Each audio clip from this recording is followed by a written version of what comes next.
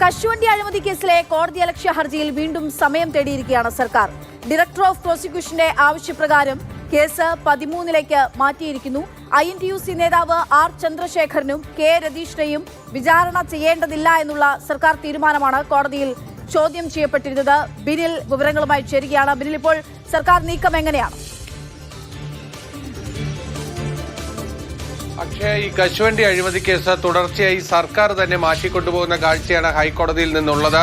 നേരത്തെ ക്രിസ്മസ് അവധിക്ക് മുൻപും 2 വട്ടം സർക്കാർ ഈ ഹർജി മാറ്റിക്കൊണ്ടുപോവുകയാണ് ചെയ്തത്. കാരണം സർക്കാരിനെതിരെ ഒരു കോടതി അലക്ഷ്യ ഹർജിയാണ് ഇപ്പോൾ കോടതിയുടെ മുന്നിലുള്ളത്.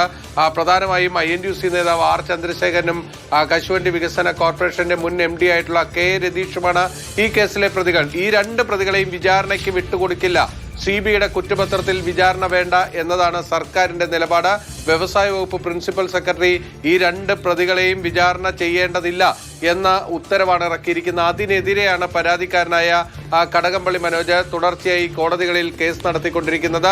ആ കേസ് വീണ്ടും ക്രിസ്മസ് അവധിക്ക് ശേഷം ഹൈക്കോടതിയുടെ മുന്നിലേക്ക് എത്തിയപ്പോൾ ഡയറക്ടർ ജനറൽ ഓഫ് പ്രോസിക്യൂഷന് വേണ്ടി വീണ്ടും ഈ കേസ് സർക്കാർ മാറ്റിവെക്കുകയാണ് ചെയ്തിരിക്കുന്നത്. ചൊവ്വാഴ്ചത്തേക്കാണ് ഇപ്പോൾ സർക്കാർ ആവശ്യപ്രകാരം ഈ കേസ് മാറ്റിയിരിക്കുന്നത്.